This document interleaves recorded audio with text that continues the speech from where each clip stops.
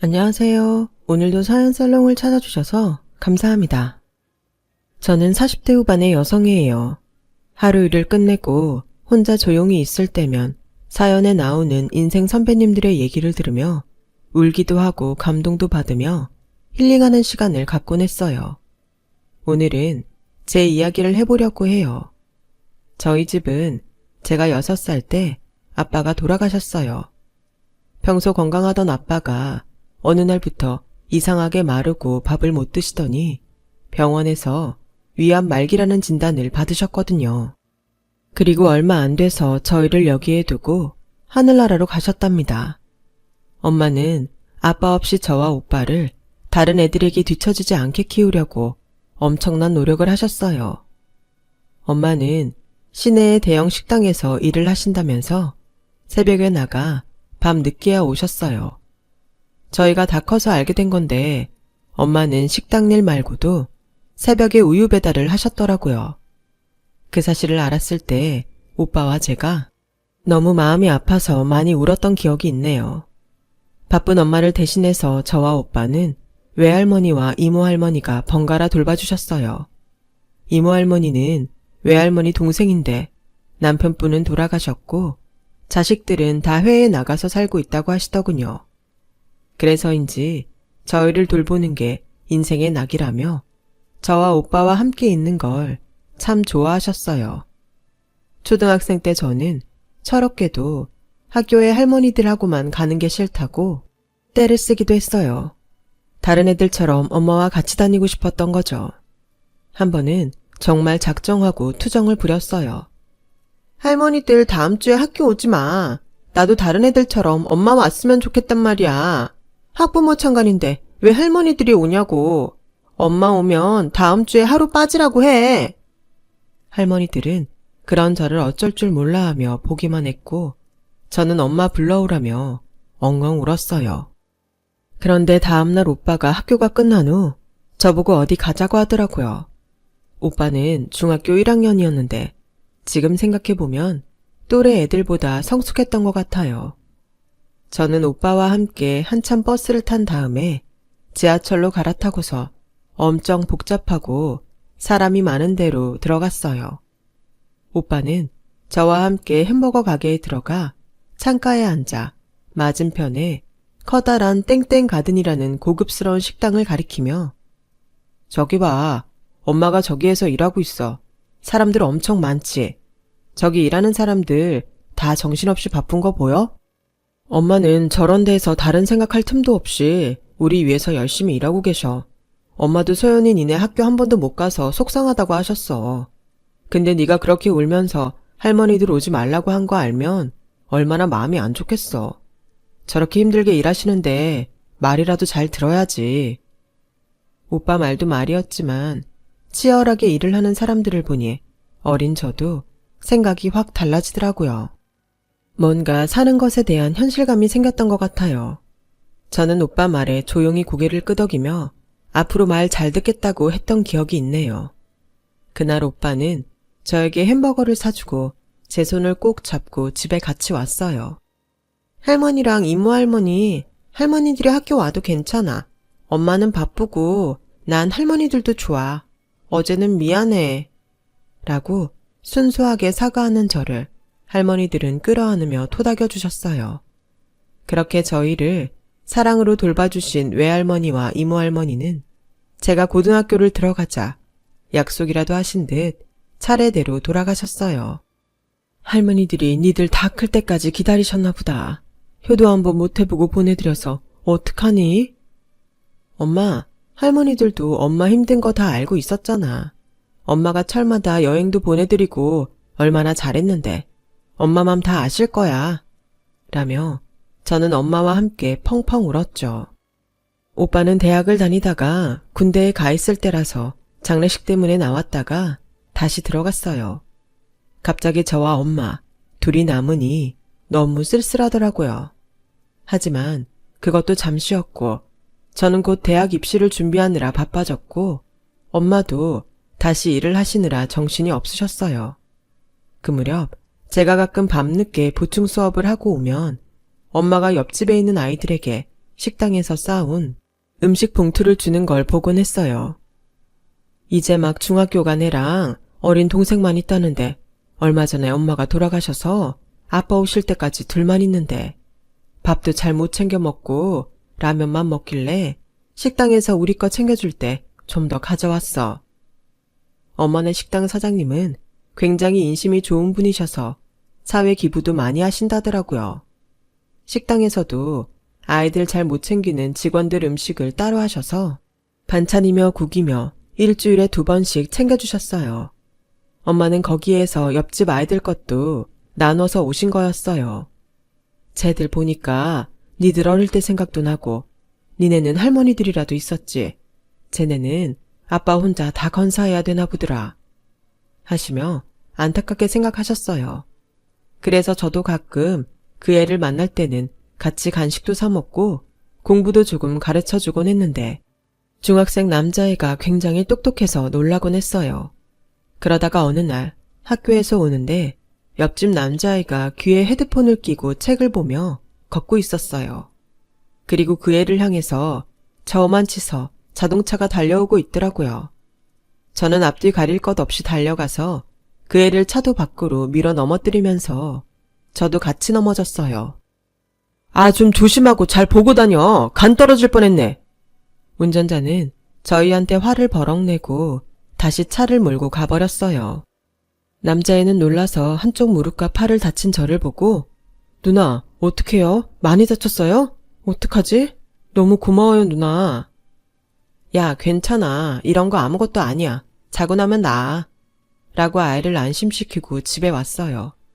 다행히 저는 타박상과 찰과상만 입었지만 며칠 고생하긴 했어요. 대신 엄마랑 오빠가 걱정을 할까봐 그냥 넘어졌다고만 했죠. 그런데 옆집 아이 아빠가 저에게 고맙다고 케이크와 용돈을 주시더라고요. 엄마와 오빠는 그때야 얘기를 들었고 저보고 잘했다고만 하셨어요. 저는 오빠와 같은 학과인 사회학과를 선택해서 대학에 갔어요. 엄마도 한시름 놓았다며 너무 좋아하셨죠. 하지만 기쁨도 잠시. 오빠는 제가 대학을 들어가고 얼마 안 돼서 방송국에서 인턴으로 일하던 도중 사고로 세상을 뜨고 말았어요. 정말 청천벽력 같은 일이었고 아빠나 할머니들 돌아가실 때보다 더 충격이었어요. 특히 엄마는 오빠한테 갖는 기대와 희망이 컸기 때문에 한동안 넋을 잃고 누워만 계셨어요. 그러면서 몸도 많이 쇠약해지셨고 결국은 식당도 그만둬야 했어요. 도저히 일을 할 수 있는 상태가 아니었거든요. 병원에서는 그동안 일을 너무 많이 해서 기능들이 다 떨어졌다며 그저 푹 쉬고 잘 먹어야 면역 수치도 다시 올라간다고 하더군요. 저는 학교를 그만둘 생각을 했지만 오빠가 방송국에서 일하고 싶어 했던 꿈을 제가 대신이라도 이뤄야겠다는 마음에 이를 악물고 독하게 공부했어요. 그전까지는 적당히 남들 하는 만큼만 하면 된다는 마음이었지만 이제는 제가 장학금도 타고 돈도 벌고 방송국도 들어가야 했으니까요. 언론고시 공부만도 만만치 않은 거라서 저는 매일 3시간, 4시간을 자며 공부하고 일하느라 바쁘게 보냈어요. 그리고 너무도 다행스럽게 대학 졸업 전에 한 방송국에 합격했고 오빠가 원하던 보도국은 아니었지만 시사교양 쪽에서 일을 하게 됐어요. 저도 보도국을 지원하는 걸 두고 고민을 많이 했지만 제 성격이 보도국 일을 할 만큼 씩씩하지도 못했고 성적도 굉장히 좋아야 했기 때문에 떨어지는 것도 겁이 났어요. 소연이 네가 방송국에 간 것만으로도 오빠는 하늘에서 굉장히 기뻐할 거야. 엄마도 오랜만에 입맛이 다 돈다. 너무 잘 됐다. 라며 엄마는 굉장히 좋아하셨고 저는 그런 엄마와 함께 오랜만에 시내에 나가서 맛있는 것도 먹고 쇼핑도 했어요. 방송국 생활은 정말 바쁘고 밤을 새우는 일도 많았어요. 특히 저는 막내여서 여기저기 치이느라 바빴죠. 밖에서 보는 것처럼 화려하고 멋있지도 않았어요. 그래도 새로운 프로그램을 기획하고 발전시키는 게 재미있기도 했고 섭외하는 사람들 만나는 것도 좋았어요. 너무 힘들고 고달픈 날에는 오빠와 엄마를 떠올리며 고비를 넘기기도 했죠. 신입티를 벗고 일에도 익숙해진 2년차에 새로운 프로그램에 배정을 받았을 때였어요. 저는 거기서 일반인 출연자를 만나게 됐어요. 저희 프로를 맡은 작가님이 직업도 좋고 괜찮은 사람 같다며 한번 만나보라고 다리를 놔줬거든요. 처음에는 출연자니까 거리를 두려고 했는데 그 말을 듣고 보니 저도 눈여겨보게 되더라고요. 어느 날 그분이 촬영이 끝난 후 먼저 저한테 와서 안녕하세요 PD님, 작가님한테 말씀 들으셨죠? 저하고 언제 따로 식사 한번 하세요. 제가 PD님 소개시켜달라고 작가님한테 많이 졸랐어요. 라며 웃으며 말하는데 솔직히 마음이 설렜어요.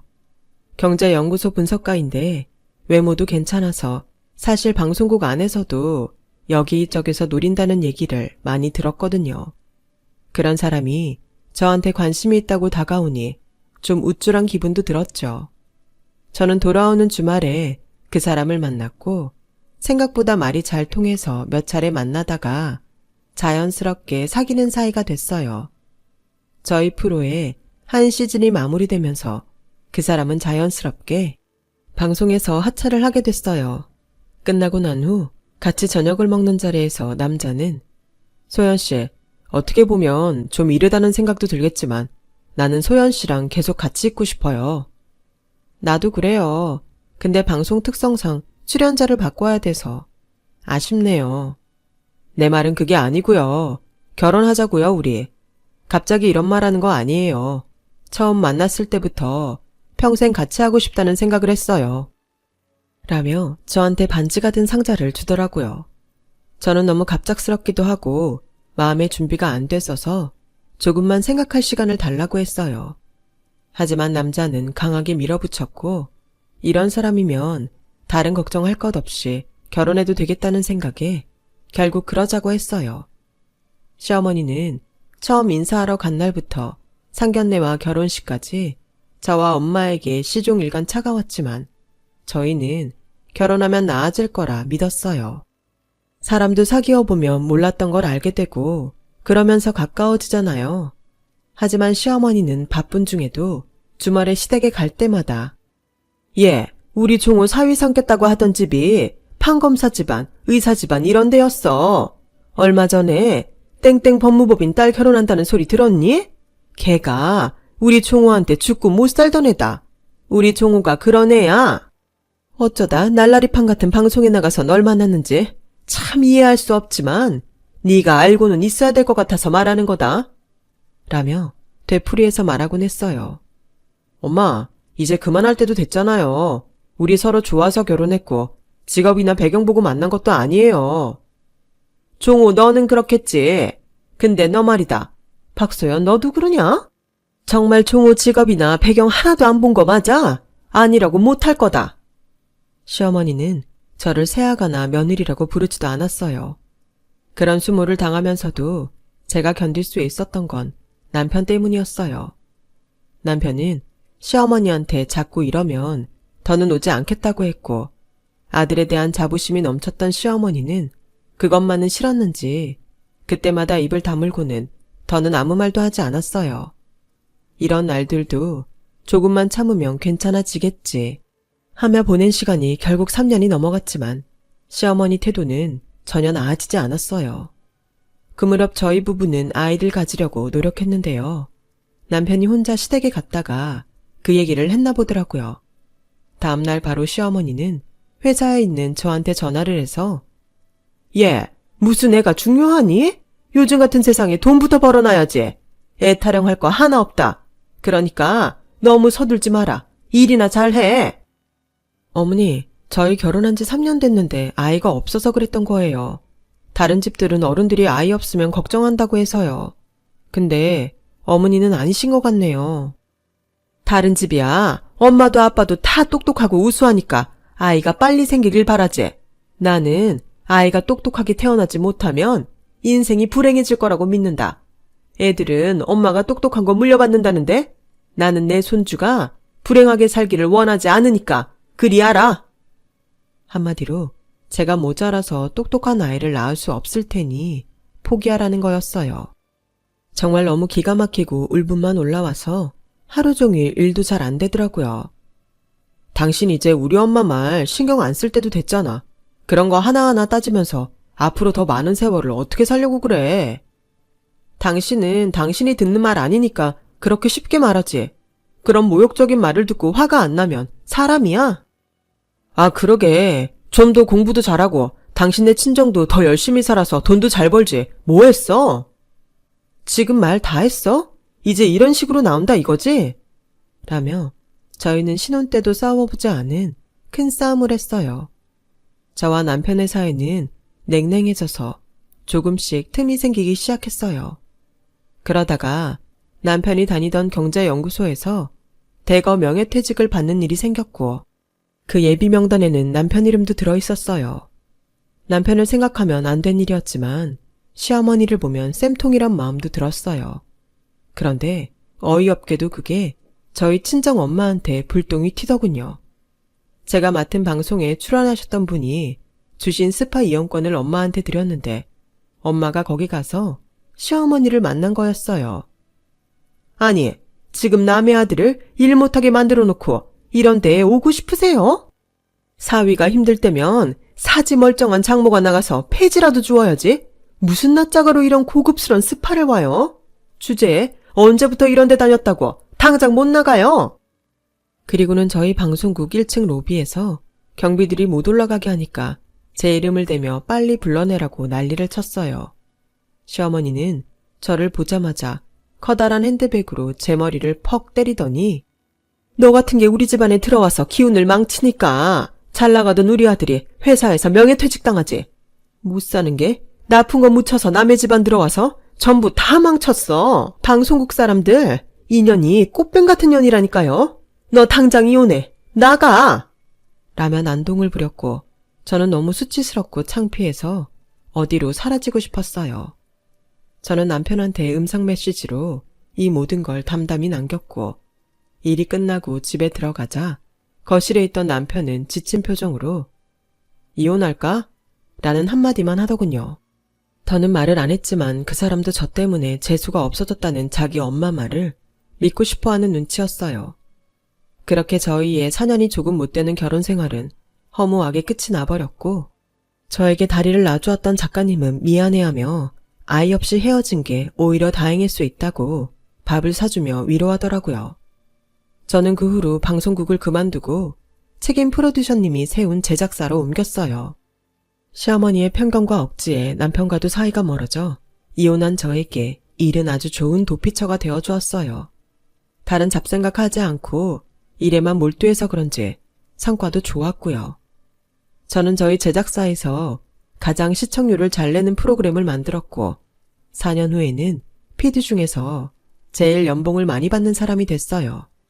그때 저희가 만든 프로에 의학 정보 자문을 해주던 의사가 저희 엄마가 오빠가 돌아가신 후로 몸이 계속 안 좋았는데 요즘은 더 기운이 없으신 것 같다는 얘기를 들으시고는 자기네 병원에 한번 오라는 말씀을 하셨어요. 저는 하루 시간을 내서 엄마와 함께 병원에 갔어요. 제가 땡땡 제작사 소연 PD라고 하자 간호사는 기다렸다는 듯 친절하게 저와 엄마를 직접 맞으러 나왔고 휠체어에 엄마를 앉히고 조심스럽게 모시고 가는데 정말 감동스럽기까지 했어요. 그렇게 진료실 복도로 가고 있는데 누가 옆에 있는 사무실에서 툭 나오더군요. 저는 그 사람을 보고 정말 짜증이 확 치밀어 올랐어요. 바로 전 시어머니였거든요. 원수는 외나무다리에서 만난다고 했는데 지금까지 기분 좋게 있다가 시어머니를 또 만나야 되는지 뭐 이런 운명이 있나 싶더라고요. 아니나 다를까 시어머니는 휠체어에 앉은 엄마와 저를 번갈아 보더니 남의 아들 인생 망치더니 아주 천벌을 받았구나. 이제 다리 병신까지 된 모양인데 주제에 맞게 동네 병원이나 가지? 그래도 살아보겠다고 이런 병원까지 찾아왔네. 휠체어를 밀던 간호사는 그 말을 듣고 너무 놀라서 어디론가 뛰어갔고 저는 엄마 휠체어를 잡고 못 들은 척 진료실을 향해 갔어요. 시어머니는 자기 분에 못 이겨서 쫓아오더니 제 머리채를 붙잡으며 너네 징그러운 종자들이 왜 여기 있냐고! 당장 나가지 못해? 라며 소란을 피웠고 제가 시어머니 손목을 잡고 한마디 하려는 순간 간호사와 함께 뛰어온 의사가 보고는 무슨 오해가 있으신 모양인데 이분은 제가 봐드린다고 부른 거예요. 라며 사정 설명을 하려고 애를 썼어요. 이렇게 난리가 나자 다른 사람들도 하나둘 저희 쪽으로 몰려들었죠. 너무 창피해서 딱 죽구먼 싶은데 그때 갑자기 대체 이게 다 무슨 일이에요? 하는 목소리에 모두 동작을 멈추고 돌아봤고 간호사는 부원장님, 여기 이분이 갑자기 환자분한테 심하게 행동하셔서요. 부원장님이세요? 제가 정말 이런 사람이 아닌데 여기 이 모녀가 우리 아들 신세 망쳤다고요. 얘랑 결혼하고 우리 애가 되는 일이 없어서 얼마나 힘든데요. 그러니 제가 얼마나 한이 맺혔겠어요. 라며 목에 핏대를 세우는데 부원장은 우리를 가만히 보더니 맞네. 저희 옆집 사시던 아주머니하고 학생 맞죠? 우리 애들 식사도 챙겨주시고 여기 소연 학생 아니에요? 우리 아들 차에 치일 뻔한 것도 구해줬잖아요. 저 못 알아보시겠어요? 그러고 보니 그 집 애들 아빠네. 아휴, 세월이 얼마 흐르지도 않았는데 내가 하마터면 못 알아볼 뻔했네. 라며 엄마는 부원장님 손을 잡고 반가워하셨어요. 시어머니는 부원장이 저희한테 호의적으로 나오자 입을 다물고 눈치를 보더군요. 저는 때를 놓치지 않고서 부원장님에게 여기 의사 선생님이 제 프로그램에 나오셨는데 엄마가 아프다니까 봐주신다고 하셨거든요. 근데 이 할머니가 저희가 못 올 때를 왔다고 이렇게 난리를 피우네요.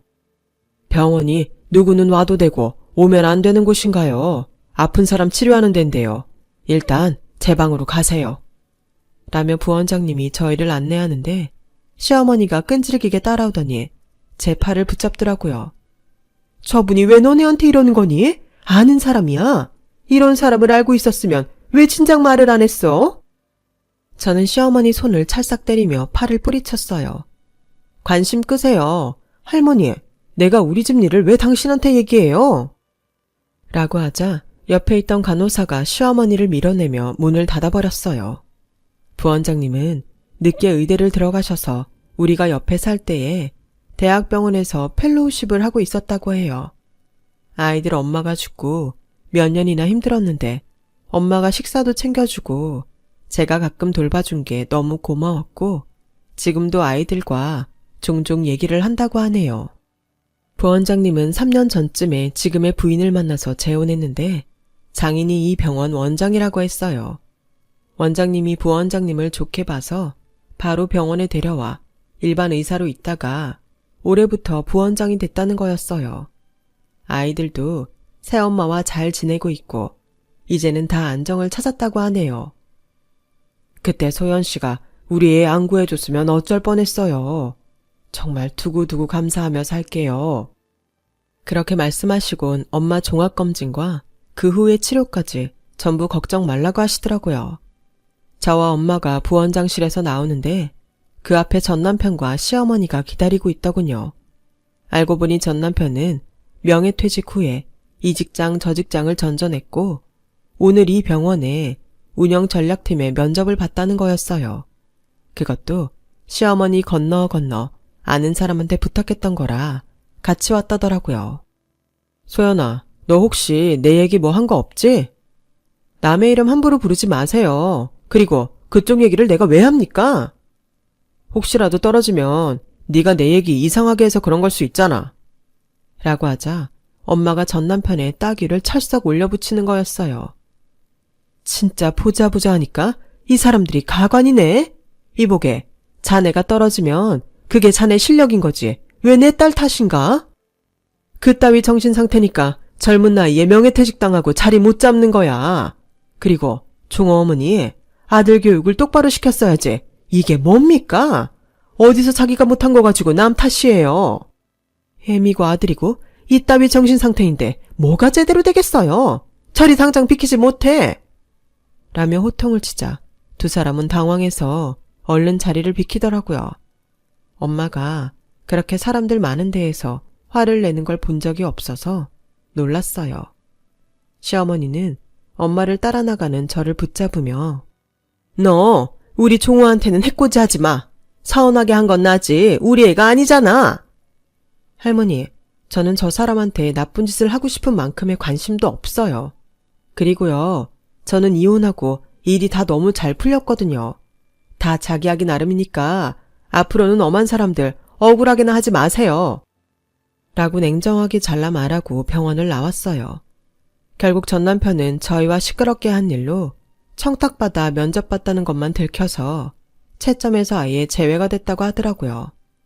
엄마는 종합검진에서 초기 갑상선암을 발견해서 그 병원에서 수술을 받았고 그 뒤로도 계속 건강관리를 위해 병원에 정기적으로 다니셨죠. 그 이후로 전 남편 집사람들은 마주친 적이 없어요. 뭐 어디선가 잘 살고 있겠죠. 저는 몇 년 전 딸아이를 둔 남자와 재혼해서 잘 살고 있어요. 아이가 저를 잘 따를지 걱정이 많았는데 아주 어른스럽고 저와 남편을 잘 이해해줘서 잘 지내고 있답니다. 제 인생 이야기는 여기까지예요. 들어주신 인생 선배님들 다들 너무 감사드리고요. 항상 건강하고 좋은 일만 있으시기를 생각날 때마다 빌게요. 모두 좋은 하루 되세요. 여러분, 사연 댓글에 응원과 현명한 조언 부탁드려요. 좋아요와 구독은 저에게 큰 힘이 됩니다. 오늘도 좋은 일 가득하세요.